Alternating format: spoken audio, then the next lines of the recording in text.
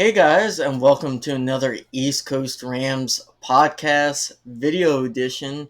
I'm your host, Ashton, with my awesome co host, Zach, right there. Happy New Year! It's been a crazy whole last year, and I hope you guys are just having a lot of blast, enjoying time with the family, enjoying the holidays. Uh, but Zach, it's our 1 year anniversary. We had to do something special. We're doing it on video. It has been a blast working with you, doing all the scripts, preparing, recording, going through a lot of highs, especially the year before, and a lot of lows, especially this last year. But it's been a blast no matter either year we have done this, and hopefully 2 out of 3 years can be Super Bowl winning years next year. But either way, Zach, how are you doing? Hey, I'm doing all right. Yeah, Happy New Year. Man, 2022 has been a wild ride for us. Starting this at the end of 2021, really, but taking us to the Super Bowl. We really had the highest of high of Rams hitting the Super Bowl, and now the lowest of low of not even getting into the playoffs and kind of being one of the bottom batch of teams um, in the NFL. So definitely not where we thought we would be this year, but a win is a win. A Super Bowl is a Super Bowl. Not going to take that for granted. It's been a blast of a year, and it's been great to be able to do this podcast as often as we get to do it. Yeah, it's hard to really remember sometimes that some teams have never even been to a Super Bowl, not even once. Their fan base would die to be able to just watch their team in a Super Bowl, and the fact that we have been able to see our team go twice in the last 5 years and win one, it really is a blessing.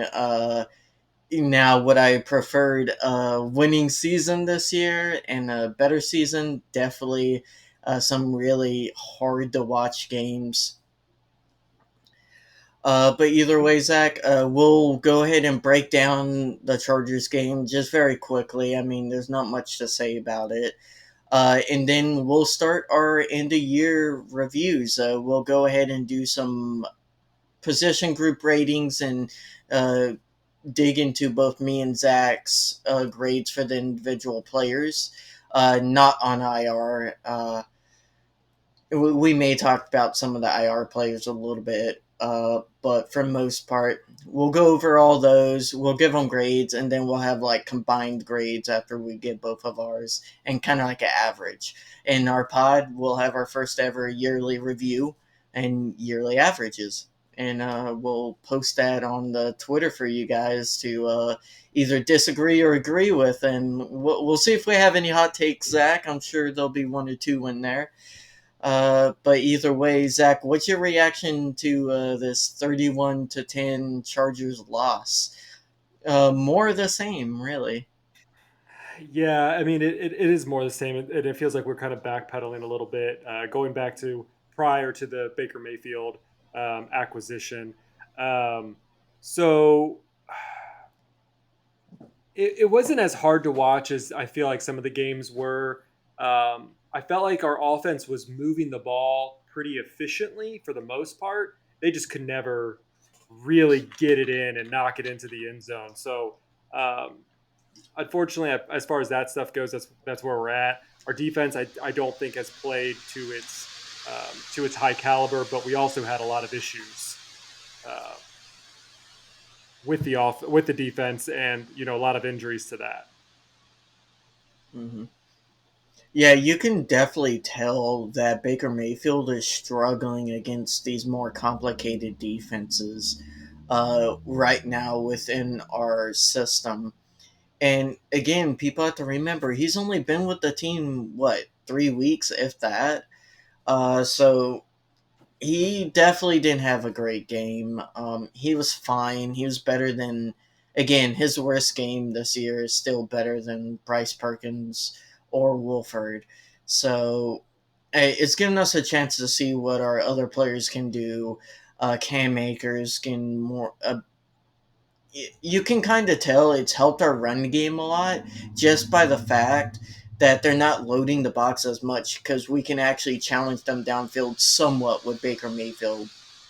Of course, it's not like it was with Stafford, but it's better than nothing, and Cam Makers took advantage of that. I think the line has also got healthy. Those two things combined, I think, helped Cam Makers have a really solid game. Another back-to-back great game for him. What do you thought? What did you think of Cam Makers? I think this is the Cam Akers of 2020. Before he got injured, he was running efficiently. He was making those big runs. I mean, he was finding the hole, and that's what's been missing. Is like it felt like any time prior to this. So when he came back from his injury, and then for the most of the season, it felt like he could never find those open holes. And whether that was because of the offensive line, or maybe the play that was called, I don't know. But it just felt like he wasn't ever finding those openings. He was always just getting hit either at the line of scrimmage or behind the line of scrimmage. But to see him over the last several weeks, especially getting over that 100-yard threshold, is just super important to this Rams team because yes, we this McVay era has always been throw the ball, throw the ball, throw the ball, but we have been always more efficient and better at our pass game when we had an efficient running game. And if Akers can continue to bring this kind of heat into the 2023 season, I think the Rams really do have a good future going into that season. Yeah, we'll talk about kind of position needs in a later podcast, but I still think we're going to have to draft a running back. It's looking like we really need depth there. And while Malcolm Brown, I'm very fond of him, and I think he had a good touchdown run. We got to have someone behind Cam Akers. We cannot go through another Cam Akers getting hurt in like a committee of below average backs. We just can't anymore. And just trying to run with practice squad guys. I think we saw that last year, like, barely work when Sony Michelle and Henderson were going back and forth. We got to have that main back and someone to complement him somewhat that can also take the load if he gets hurt. So I definitely think we'll be looking in draft for that. Yeah, for sure. Yep. Um, Go ahead. Anything else, Zach, on the Chargers game? I mean, it's the defense was not good. Uh, Yeah. It wasn't good. I mean, I feel like when you go back and look, there was some good plays that were made, but we had no sacks, we had no turnovers. Um, D it was line had its worst game of the year. Yeah, it I definitely would did. argue. Oh, for sure. I Um, would 100% agree. I would recommend everyone listen Jordan Rodriguez, 11 personnel. She made a good point talking about like this isn't how they want to play the defense the way just kind of like how they're having to cushion it because the D line isn't getting pressure. When you're not able to get pressure with four, you have to blitz and bring someone else. That means one less person in coverage, which also means like you have to back up your safeties and your DBs and are tackling, especially from the safety position. And this is more my opinion, has been so bad that that's when you have those broken plays that just break loose for large yards. And this game was an outlier for the most part for defense, letting those big, huge plays happen. We've done a relatively great job at limiting those to the Rams defense. But yeah, the D line just couldn't get it done, couldn't get pressure. It was awful against Eckler. And Eckler, don't get me wrong, is an undervalued rated back. He's a top 10 back in the NFL.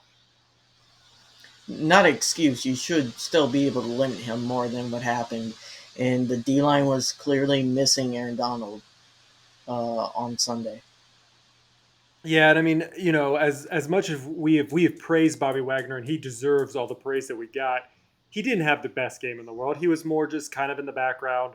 he played his position, but we haven't seen that big stardom that we have over the past several weeks. I mean, really this whole season. Um, so yeah, our run defense just wasn't there to kind of help, force them to throw the ball more, which means hopefully forcing more errors with Herbert. So they had a good run pass game. Really going back and looking at it, Mike Williams had a great game, 94 yards. He was averaging 13 plus yards per catch. So um, yeah, it's just one of those things where it was unlucky. We're hit with injuries on all sides, whether that's offense, defense, special teams. There's really not a whole lot we can do about that. The coaches can't do a whole lot. They have to do with what players they have, whether they know the playbook, don't know the playbook, don't have the reps, things like that. Hmm. Well, lost to Chargers. It sucks. Wish we could have won.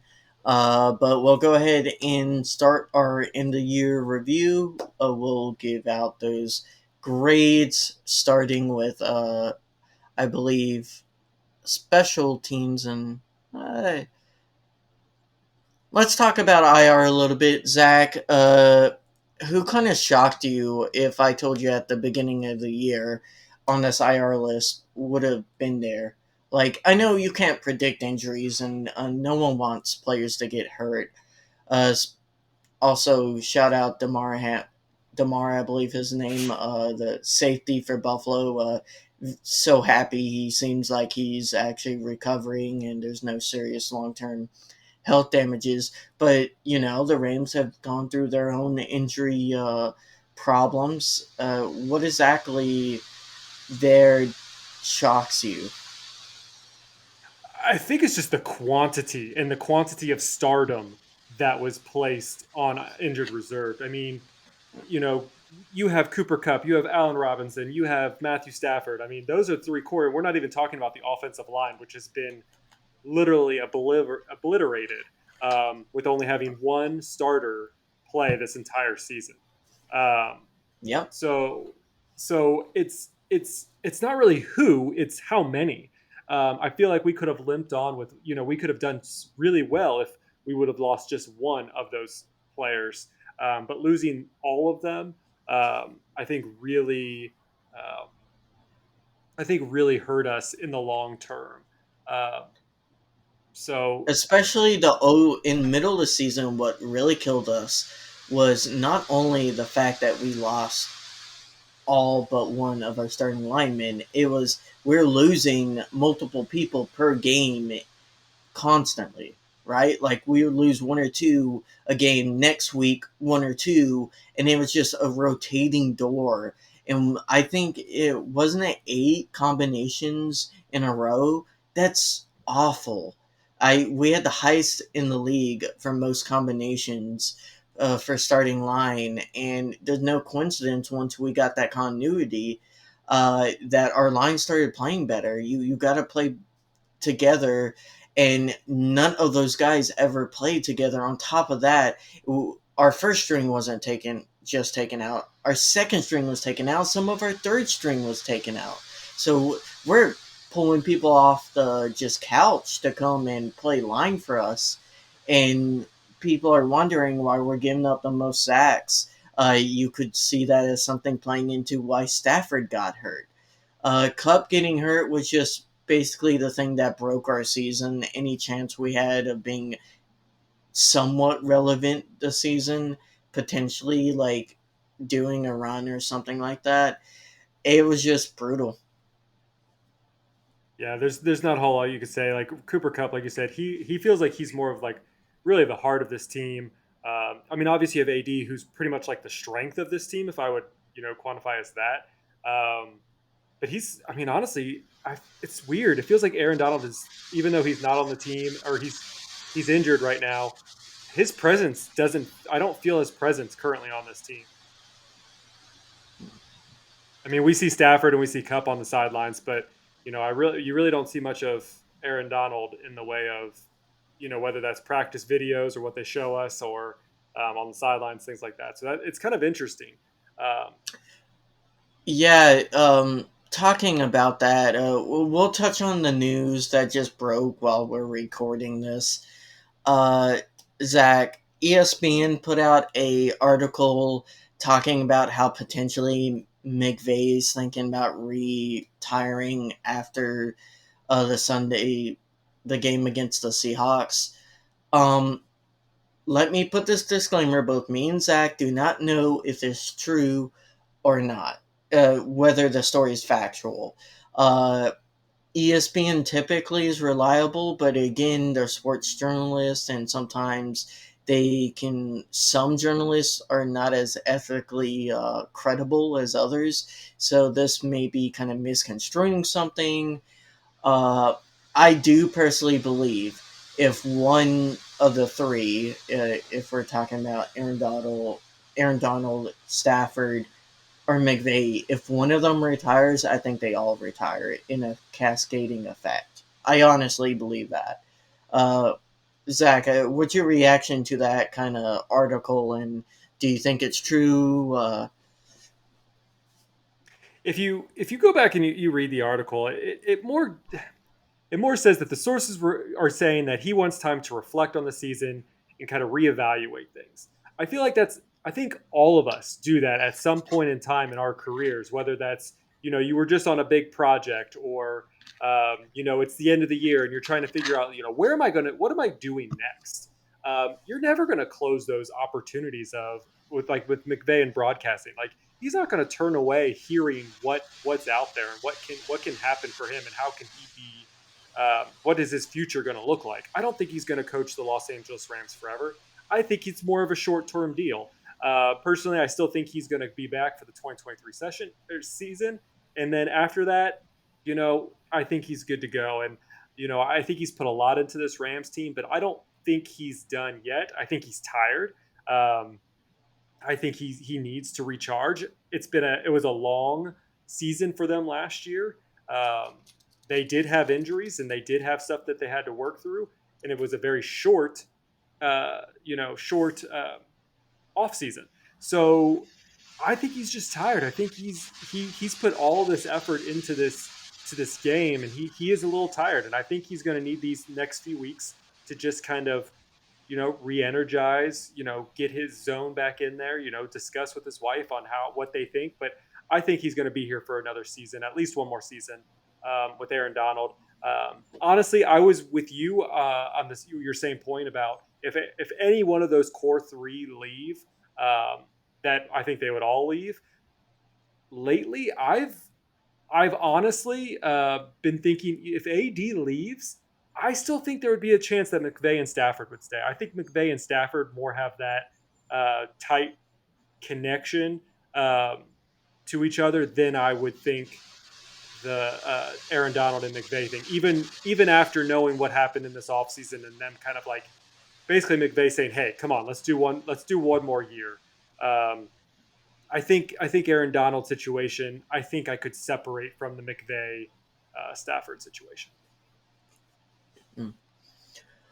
All right, Zach. Let's go ahead and talk about the practice squad. Any notable people here? I think for me, we did see Jeremiah Cologne play. I thought he was below average when he got on the field. But I think he's worthy of a practice squad position. I mean, a lot of these guys we haven't seen. Uh, T.J. Carter, the defensive end. I think the looks we've seen from him, he's looked solid. Mm-hmm. So, any people on the practice squad pop out to you that you want to mention real quickly? I don't think so. I think you mentioned the two that I would have mentioned.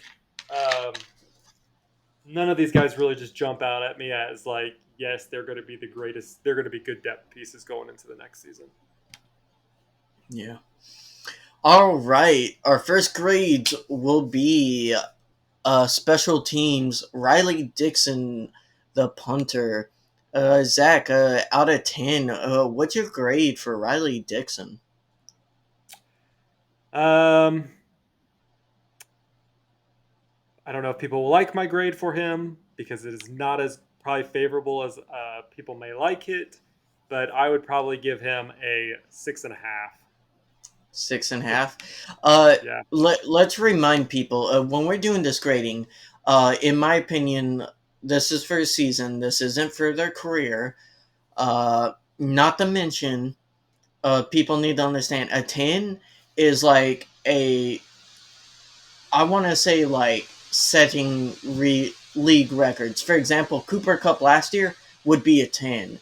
Um, you're only going to have one of those out of the whole team, if that.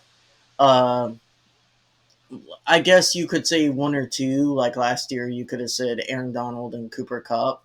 But for the most part, that's like league record setting, a lot of great things, number one in their position group type deal. Nine is really where players want to be. That's like great year, fantastic. You're flying off the screen. You're making plays almost every game type deal. And then uh, the rest of it's kind of like how me and you kind of deem the player. You said 6.5, right? I said 6.5. My reasoning behind it is inconsistency.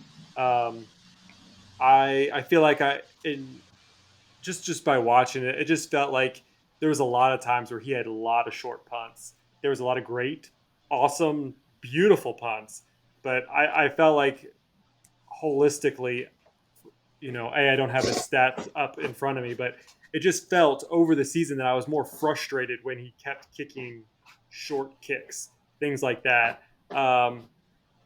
He had the great His throw that continue to drive, so he's great as kind of that maybe that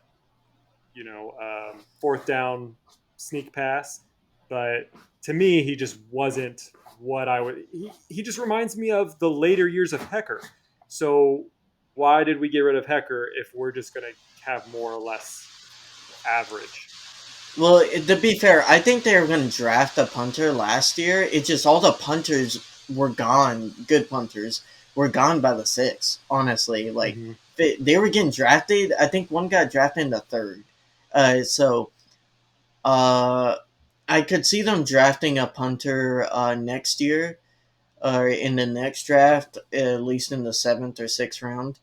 But I would give him a 5. I think he was average. I think he was league average.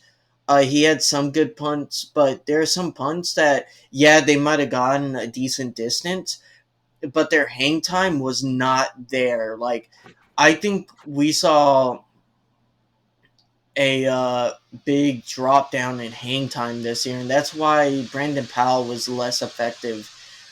While I still like Brandon Powell, and we'll touch on him when we get to him, I still like his decision making. I feel like that less hang time really affects your punt return coverage and the angles you can take as a punt returner. So I give him a 5. So you said people wouldn't like yours. People like mine less. Uh, so that's a 5.75 for Riley Dixon. Matt Gay, Zach. How do you grade Matt Gay? I think he definitely deserves at least an 8, if not a 9. I mean, he's been the most consistent player we have. Yes, he's missed a couple, um, but let's also remember that he now holds the record for the longest field goal at Lambeau Field on the coldest day. So I think he definitely deserves a lot of props for what he's done. He has missed a couple, but I think an 8 is really where he should get. Mm-hmm. Uh, Fully agree. 8. I mean, it's pretty easy. He's been consistent. I think the reason why I won't give him the 9 is he doesn't have the distance that, Legatron had back in the day. I think, like, greats like Justin Tucker have, like, he is as clutch as you can get from 50 yards and less. But 50 yards and plus, you have a great kicker when even when they come out at 59 yards, you're like, I think he's going to make this pretty easily. and I don't think McVay is there yet. Maybe he can improve upon that, but I think he's a lot better than the fiasco we had in 2020 with kickers. For sure, for sure. Long snapper, we don't need to grade this. He's been good. I mean, he's a long snapper, so he hasn't had any long snaps over the head. All right, didn't we have one this year? We might have had one. Um, I can't remember well, if we've. well, he's also the one I think who he might have actually been one of the ones who caused the punt block in the beginning of the season, if you remember that. And I think that was actually his responsibility to throw the ball back and then block. And somehow, I think it was him. Might be wrong, but I think it was him who let the defender go through, which is a hard job. You know, you have to snap the ball and block. That's Yeah, with distance. Matt Orzech. Good. Um, let's get into the offense, Zach. This is where it gets very fun. We'll start with quarterbacks. Baker Mayfield. Uh, again, I will say these grades. It's going to be for the games he's played. Now, I'm not going to give him extra points because he hasn't learned the playbook. But either way, Zach, how would you grade Baker Mayfield for the games he has played? Yeah, I think he's played. This will be his fourth game, or is this his fifth Yeah. game? I'm trying to think now. Um, I'd probably give him a 7. I think going into this, he's exceeded my expectations. I probably grading him before, I probably give him a 5 or less. Um, Before he came to the Rams, I think he has done a uh, he's done, I think, admirably for what he was put into. This is his chance to shine, and so whether he uh, does well or doesn't, it's more on him. I don't think he will be a Ram in 2023, especially if Stafford does officially, or whether or not he has already said officially that he was staying on. I think he's done that admirable job. He's trying to fight for a QB1 spot somewhere else. I think he definitely did it against Denver. Um, I really think that coming off of that uh, against the Raiders, coming off that 2 day prep, I think it just shows that he does have the mentality to do it. Yeah, he had the two kind of bad games with the Packers and the Chargers. Um, it's hard to beat people at Lambeau, especially in the cold, especially when you don't really have all the offensive weapons that you probably should. Um, Same thing with the Chargers. Again, you're facing off a team that's honestly, we didn't even describe the fact that the Chargers are actually the healthiest probably they've been all season. Um, and so having to deal with that on top of, your offensive line is just not playing the way it should. Yes, I have a Yeah, dog in the background squeaking their dog toy. uh, that's fine. She's excited for Baker Mayfield, apparently. Uh, yeah, I mean, there's a lot that goes into playing quarterback. So I give him a 6. I think he's done as good as he could in the position given the time he's been here, the teams he has played. I mean, he's won against the bad teams. I mean, that he's played against uh, with little no prep time. So it sucks. Do I think we would have won the Chargers game if he had been here the whole year? Probably not. I mean, they came in really wanting a win. You could just tell they were spirited, healthy, and just we couldn't compete to their level. So I give him a 6. Not too bad.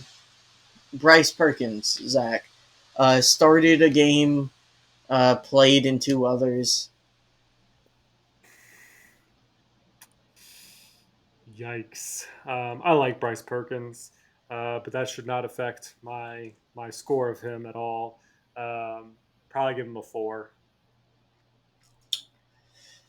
Yeah, I mean, I like I like I'll give him. him I think four. he's a good guy. I think he just doesn't get the reps that I think he needs. And I like his He played movement. better. He played better than Wolford. Oh, for sure. Wolford, I don't know. I think mentally he's there. He's mentally prepared for the game. I think he knows what he wants to do, but his accuracy just always seems slightly off. And I'm not really sure why that is, or maybe that's just me watching it. But for Wolford, I really probably would either give him probably a 3 or 4. So we'll just go with 3.5. I'll give Wolford a two. It sucks for me because I really liked Wolford 2 years ago. But every time he started, he just can't play in this league, and it's against multiple teams. He's had one good game, and he didn't throw a touchdown in that game. So we have to be honest with ourselves. If he can't throw touchdowns and he's throwing multiple picks, and he can't read defenses, and clearly our offense is hobbled, and you can tell McVay is hiding stuff from like plays calling when he's at QB. I just don't think that's a quality starter in this league, or backup. Better say, like backup you want at a 5 or 6. Honestly, realistically, and I just don't think either of those guys are there. So if Baker Mayfield wants to sign up as a backup, I would be perfectly happy with that. I think he's looked solid enough to where, like, if Stafford got hurt next year, I think we could win 1 or 2 games, like a 3 period game stretch. I would be comfortable for a few games. Would I want that the whole year? No, but But you have to admit you don't think Baker's going to be a Ram in 2023. no, no. I think he'll probably go to Washington or the Colts because the Colts love just rotating QBs for no reason. Um, it, he'll get 10 million. I think he'll get around 10 million to be a starting QB somewhere, and someone will give him a last shot because he has looked solid with the Rams. Not great, but solid. Yeah, yeah. I mean, and the Rams would if the Rams do, or if Baker does get to a team, and the Rams get a comp pick, so that's something to look forward to as a Ram. Yeah. Cam Akers, Zach. How would you grade Cam Akers? Man, if you're not watching the video, man, you could probably see my face. This is a tough one because if you ask me again prior to 3 or 4 weeks ago, he'd be probably rated as a 4. But really, he's shown that he is a durable back. Um, so I think for now, I may go back on my word here in a few weeks, but I think I'm going to give him a 6. I think he has the potential to be a 7 or an 8. We just haven't seen that all season. So for greatness in all season, I'll give him a 6.5. Change mine to Mhm. 6.5 because I think we see the potential from him. Yeah, so he has 167 attempts at 682 yards, 7 touchdowns with an average of 4.1, and that average being 32nd in the league. I think it's a 6. He had an abysmal first half of the season when he was playing. Um, I don't know if he was still recovering or part of that was the line. There's a lot of factors that can go into that. But I really, the last 3 games have buoyed up his score by 3 points for me. So Definitely better than what I thought it would have been like 2 months ago.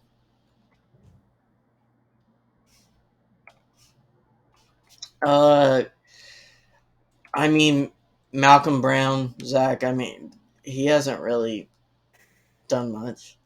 Yeah, I was hoping he was going to do more than what he did, what he has performed. Um, it's hard. It feels terrible to grade him. He came in, you know, to kind of help out the team. He's a veteran presence in the RB locker room. Uh, so, you know, We'll make his rating. We'll make his rating a guy that was there. He yeah. was there. I mean, that's pretty much. He was there. He's not bad. He's not. He wasn't amazing. I think he was a good physical blocker, and I think that's what it was. He was kind of probably brought in to do. I don't think he was meant. He was definitely not meant to get that touchdown. That was just a bad defensive play by the Chargers, and he was supposed to get a couple yards. He was not supposed to get a touchdown. Kyron Williams. How do you think the rookie did in his debut? Um, Go ahead. You give yours first this time. uh, so with Kyron Williams, I feel like the for some reason the staff came into the year with a lot of belief in this kid, a lot of like I think they were really wanting to start him as the main running back coming into the year. He gets hurt, and then everything developed with Cam Akers and then Darrell Henderson. And for some reason, he just completely lost. I believe he lost the coaching confidence completely uh, of the staff. I don't know why. Because every time he played, he seemed like he had a juice. His stats don't pop off the page. It just he looked better than everyone else, which isn't saying much. Maybe it was just not learning the playbook quick enough. I just don't know. I'll give him a 5. I thought he was average to above average when he got his chances. He just didn't get a lot. Yeah, I think that's exactly. I agree exactly with what you're saying. I'll give him a 5 as well. Especially in the first half when we did see him come out, it just seemed like he was doing a little bit better than Cam Akers or Daryl Henderson. When Henderson, he was pretty good about getting 4 to 5 yards per carry.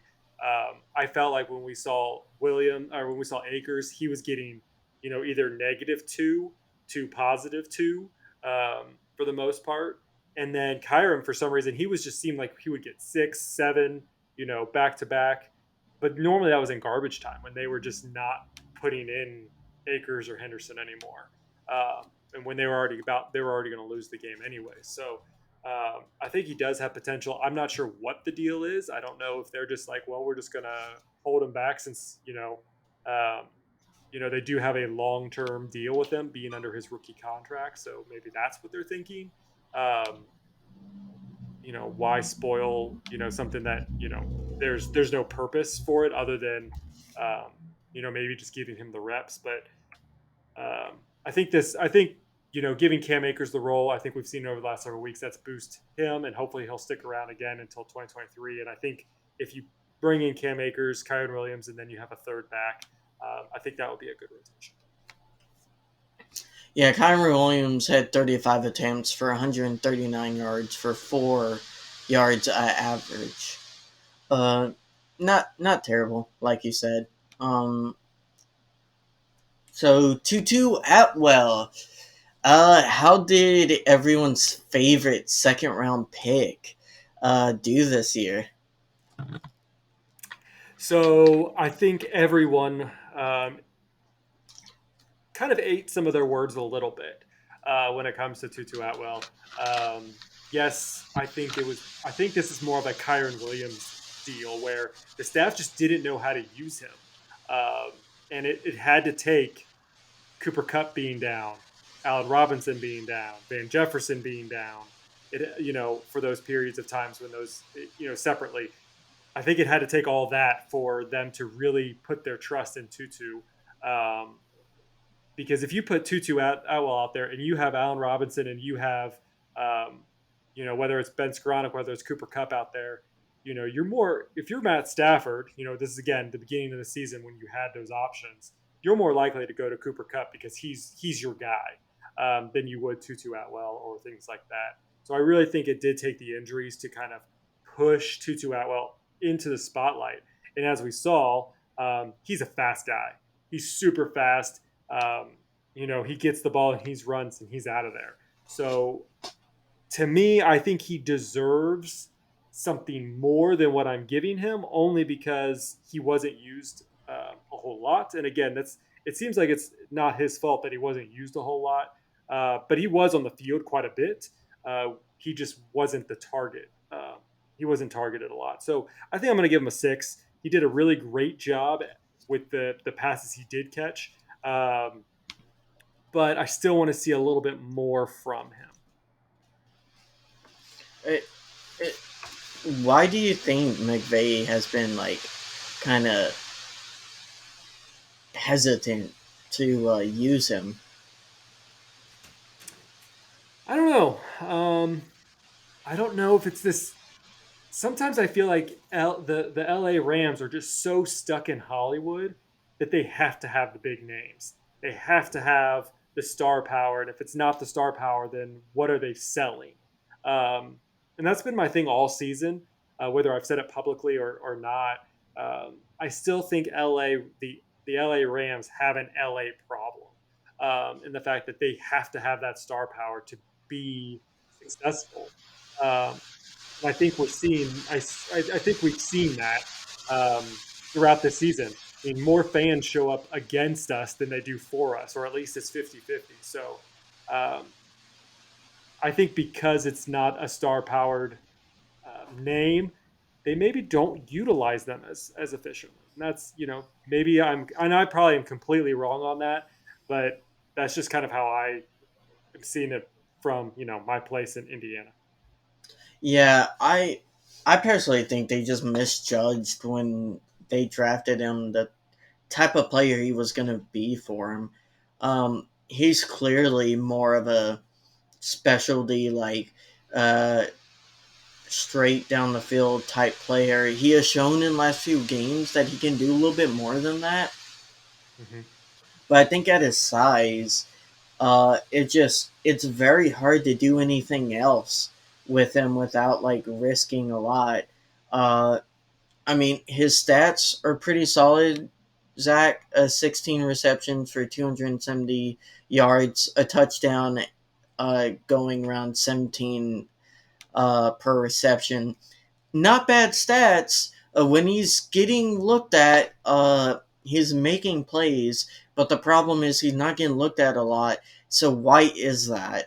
Um, a lot has gone on this season, so I can kind of understand. I see where they wanted to go with the pick. They wanted a Oz Akeem type pick, a player that can go down the field, be able to make those big explosive plays, but you got to have protection to do that, which hasn't been here. And then I mean, he has to do more in the intermediate routes, kind of like the mid-level routes, and be able to better see defenses. And I feel like he struggled to do that with routes. Um, yeah. so No, I hopefully agree. more time with Cooper Cup will help.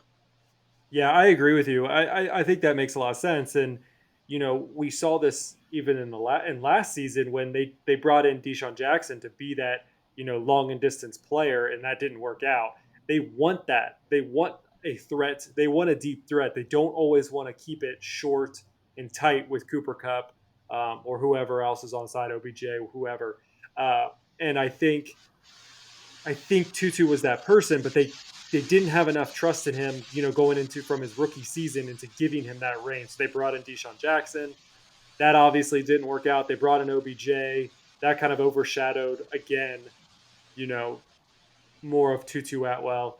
And Skoranek took a bigger lead in that. So I think his time is coming, and I think that time will be 2023. I think he will be the long and distance threat going out that way. Hmm. So what would you grade him for the season? I guess Um, I would give him a 6, personally. yeah, I was floating around with that 6-7 range as well, so I'll go with 6-2. Um, yeah, just like you said, I think he had good qualities. Some of it's not his fault if he wasn't put into the position of actually being on the field. But I do hope that they get him more work. Van Jefferson. I think he's gonna get. I think we're gonna have to give him a 6 too. He probably could earn maybe a 6.5, but I think I'm gonna give him a 6. He has been Mr. Reliable uh, for Baker Mayfield, but that's about it. He was off for several weeks for the first half. He didn't come back till after the bye week, um, and really didn't do a whole lot, even with Cooper Cup being down, Allen Robinson being down. Really, Skoranek and Powell and Tutu were the ones kind of keeping things in Higby, keeping things moving um, as much as they could offensively. Um, but it wasn't really until Jefferson or until Baker Mayfield came along where I feel like I saw more of uh, him getting the ball 10, 12 yards uh, and being a solid receiver for Baker Mayfield. Yeah, so he has 21 receptions for 300 yards, 3 touchdowns with 15 per average. I, I just feel like he he's good for a third wide receiver, but he's not first or second level wide receiver material. I think that's pretty clear. He's a decent route runner. I think that was what we were hoping he would grow more into. Maybe he's like Cooper Cup and he kind of keeps on growing in that trajectory and he can just like get good that way. I don't feel like he's as shifty as Cooper Cup was at this point in his career. So I don't think he can get to that level. He still could grow more, so hopefully he kind of bounces back from the injury more. Again, he's playing off of an injury, which can affect players, and some players can get healthy and be a lot better. In my personal opinion, though, I don't think he'll be back as an LA Ram in 2023. Really, Yeah, I you don't think he re-signs for low cost? no. I think the Rams are either they're going to go back to the draft, they're going to find another receiver. You have Tutu, you have McCutcheon, you have Brandon Powell, you have Skoranek, you have Cooper Cup, you have A Rob. You're Yeah, trying to the but you may also be trying now again to get OBJ. And I think the Jefferson can problem. find a better contract somewhere else. It, I just think the problem with that is he's better than all those guys. He's Maybe been better than Allen Robinson. for He's sure, been better but Skronik. that would mean they would have to cut. They would have to cut A Rob, or they would have to trade him, and it would take a big cap hit. Well, I don't. I don't think they would trade or cut him. They would just not play A Rob. I don't see that happening again. Like I said, I think it's about. I think there's a little bit of star power into it, and I just think that unfortunately there's always a casualty. This past year it was Robert Woods. No one thought Robert Woods was going to get touched, and they sent him away. I think unfortunately Jefferson is just the casualty to this because Skoranik's still under a rookie contract, McCutcheon rookie contract, Atwell rookie contract. Powell is I think I don't know what he's not a rookie in a rookie contract. So um, but I don't know. I don't know if Jefferson would be willing to sign on cheaply to stick around as RB3, RB4. I could definitely see Woods try to take advantage of that and try to sign with us for cheap. If Van Love Jefferson it. is asking for too much, I definitely could see Woods coming back. But we'll get into all that juicy free agent stuff next episode. Let's go on to Ben Skoranek. Guys, we are skipping the players who haven't really played a lot of snaps. Yeah. Ben So I'm gonna Skoranek. go Skoranek. Yes. So the plays that he was in,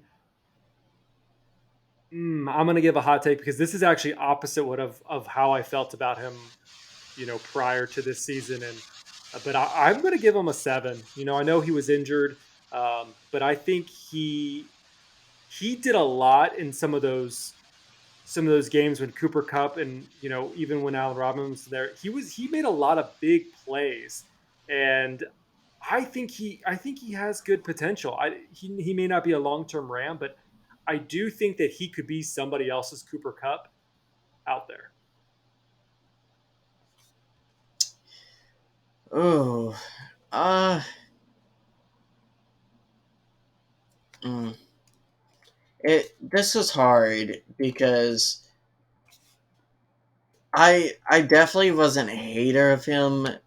Um, I thought I think he has gotten a lot better in the last uh this year than last year. I thought he did have a lot of bad drops last year. This year he got 39 receptions for 376 yards, getting average of 9.6.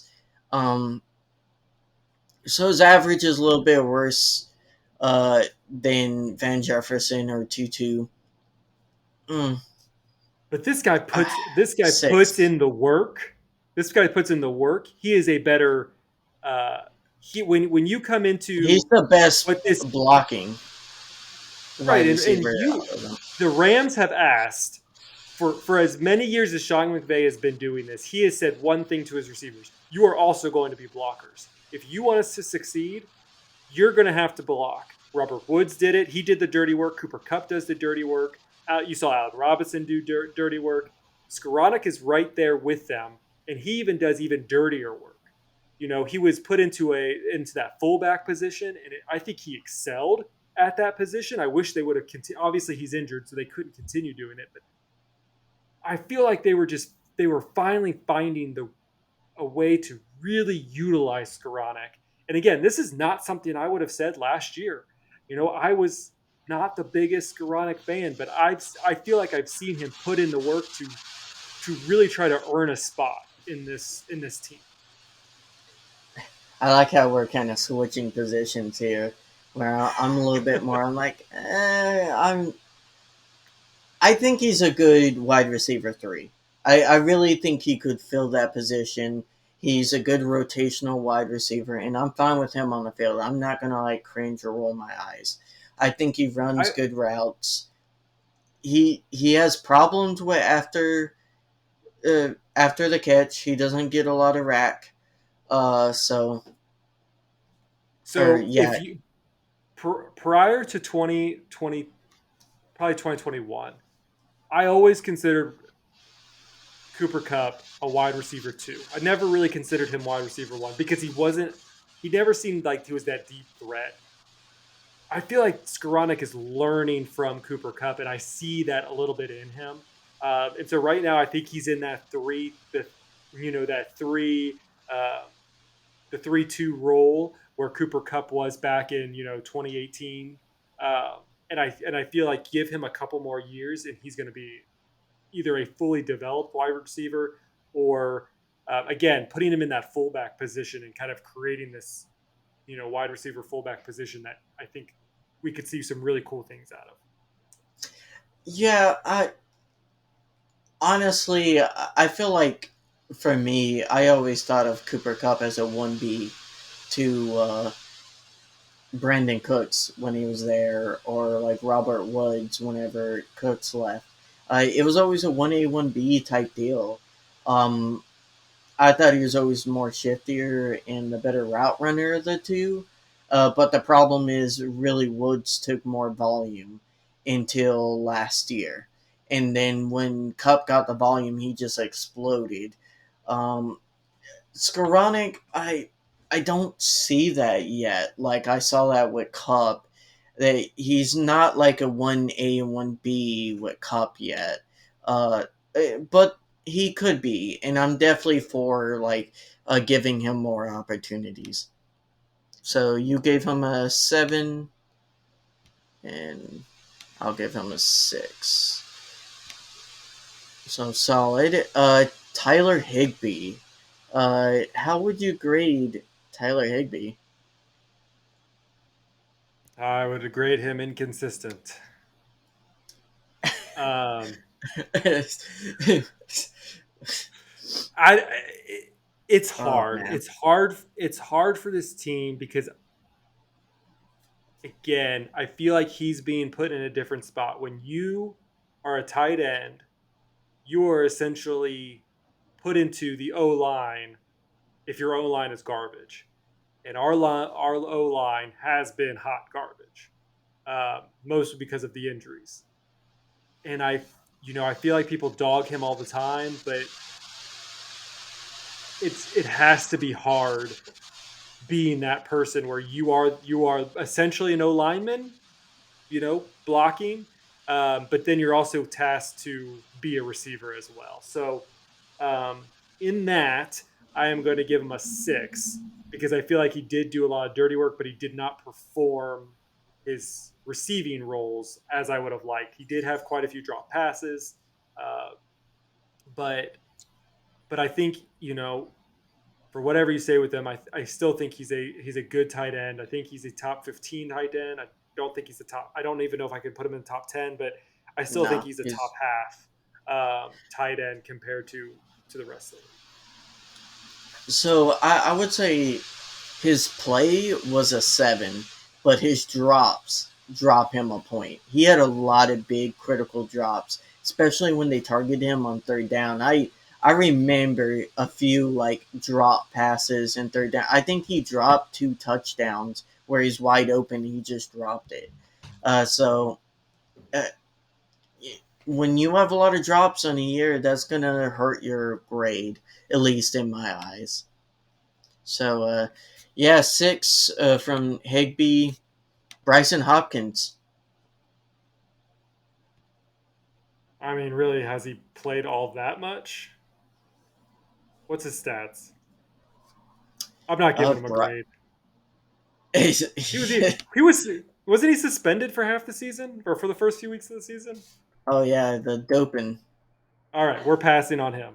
Nope, no, he gets no value No from me. grade. No grade. Uh, he cannot bring anything to his mother. No grade for you. Okay, your favorite position this year, Zach. O line. Ugh. Ode Abushi. Oh, these guys are these guys are tough. I mean, man, I think it's hard to do all of these people, but these guys are tough. Um, they have to do the dirty job of being second, third, fourth string men on a team that they may not have complete knowledge of the system. Abushi, I believe, has done pretty well. I wish I had all their stats in front of them because it's kind of hard to kind of do theirs. Do we know how many starts he's had? I am looking that up currently. Uh, they do not have any starts or stats for Ibushi. Out of my memory, I believe he started like 6 games because he did get hurt. I believe that Mm-hmm. he's one of the ones that got hurt for 2 games. Yeah. No, yeah, it's so tough because we've gone through so many different linemen to remember 2020. It's hard to remember, honestly. Um, I mean, Abushi doesn't like his name isn't ringing in my head like some people that probably I shall feel be like the renamed. games he started at right guard, he it like a 6 kind of is where I Mm-hmm. land.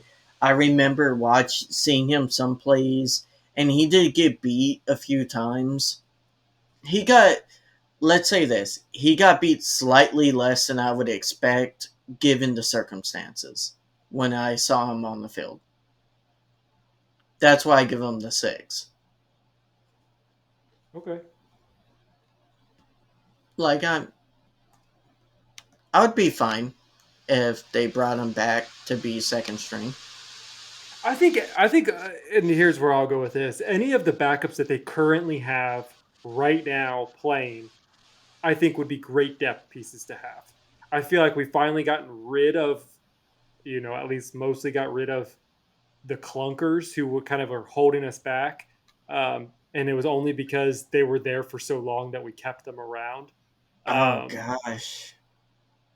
I think, but I feel like the crew that we have now, I would be fine keeping around moving forward as second stringers. Yeah, but at that point, you might as well just draft someone that you think has potential. You know what I mean? Like, I'm just that's saying, if that's we where didn't have you a get a no choice, boom. yeah. I mean, Eh, uh, That's where I you don't get a no disagree. boom to be your depth. But if I said like, and I don't mean everybody, but if you could keep a couple of the members, like you do go draft other people, but any one of these positions, I probably would feel comfortable, like with Ibushi, with Scora, things like that. I feel like with those players, I would feel comfortable with one or two of them sticking around as depth pieces. Brian Allen. Um, Hard because he's injured, but I probably would give him a five. Um, I Honestly, I think he lost his job this year. I think he does too, and I think it's to Coleman The Shelton. I think Coleman's. he Yeah. There was one problem with Coleman Shelton in one of his passes to Baker Mayfield, but other than that, I think he's the stronger center, um, which is kind of weird to say. I mean, it's not weird to say because they were kind of vying for the job at one point, but I think Coleman has it over. Has it over, and I honestly I would give Coleman a 7. Yeah, I think I actually put it honest. before you said it. Oh, I would give him a 7, and I would give Brian Allen a 5. yeah, I mean, honestly, you could probably give him a 7.5 to 8 if you really wanted to because of his versatility. I'm going to keep it at 7, but I feel like you could just because he's able to shift, and that's an awesome thing to have. Is you have a starter who can shift from his normal position into center. So, and playing at a starter level as a center, I think is immaculate. And I think that's what the Rams need. It's just unfortunate that Brian Allen kind of lost his. It felt like he lost a little bit of mojo, but maybe that's just because of he kind of was injured and then kind of reiterated that injury. He tried to fight through it and then got injured again. Um, so who knows? But I do think he But did lose it a little bit. what do you think of AJ Curry at left tackle? I think he did I think he better took than one. He's better than Nopum. I am with you. I think he probably has now a starting position. Nopum had his problems, um, and I don't know why you would want to get away from something that has been for the most part successful. Um, You think Nopum goes left guard now? yeah, I think that would make sense. And again, I think it's one of those things where you could shift that again if you needed to. If something did happen to one player, you still have that shift. Yeah, And you still have Nopum who's come in at left tackle and been solid. Like, don't get us wrong. Like, I feel like Nopum would play at a 6.5 in a game. But like AJ Curry has looked like a 7 to a 8. Like he's looked really good when he's come in. Uh, mhm. and if he can grow in the role, like maybe he could get to that 9 territory potentially. What about Ty Neseki? I I think Ty Neseki. I've actually liked how he's looked. Uh, I think he's looked the best out of the third string linemen, the people we signed because we had no one else. Did he take Shelton's spot? No, he took left tackle Oh, after oh, okay. Curry got hurt. Oh, gotcha. Yeah, Yeah, I mean, I again, when you're not in the news about uh, about your offensive playing abilities, I think that's a good thing. No, I remember watching the game when he came in, being like, "Oh man, this guy is actually." Because like going into the game, I was like, "I hope we don't have to play him. He looks like he'll be bad." But when he was playing, I was like, "Oh, I was wrong. He looked decently good. Like he played as good as someone could play coming in as a third string lineman." So I think he would be a six in my mind. I'll go with your score. Rob Havenstein. I think he had a rough year. Now again, he's been playing with a rotating door to his left. So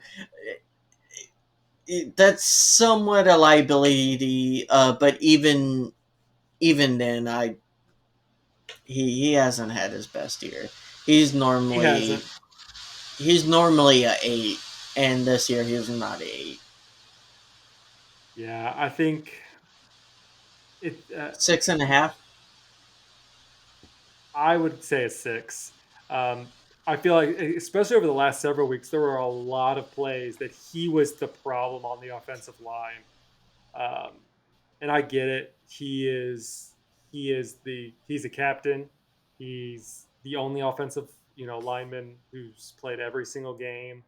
Um, but he just hasn't played at that high level that I really expect him to play at.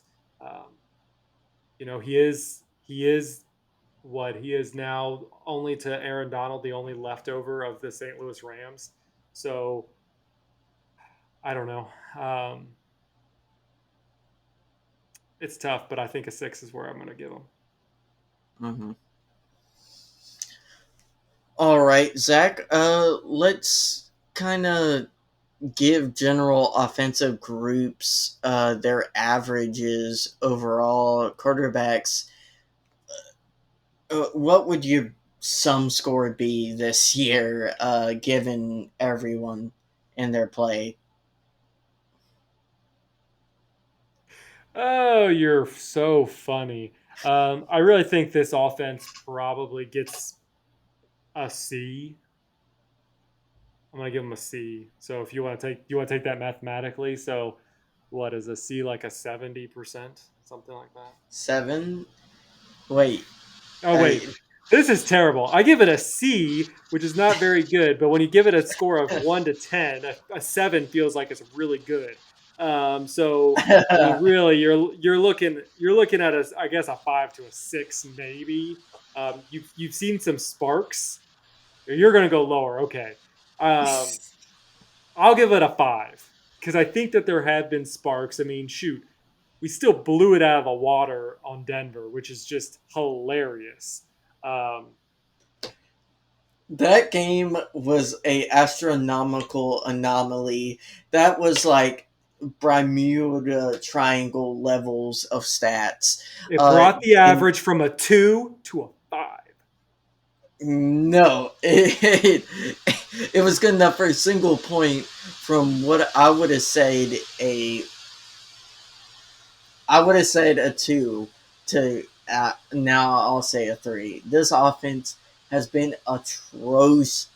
It has been atrocious, but I feel like there has been so many games where I could pinpoint where, like, this person did really well, this person did really well. They moved the ball. It was their defense that Yeah, was the the problem. problem is a single one person would be doing good I every game. know. And outside of that, it was really our defense keeping us in games. You could say Matt Gay was doing good those games. I mean, man, he was earning his paycheck. But Yeah, it, a it's lot of disappointing. context It's given.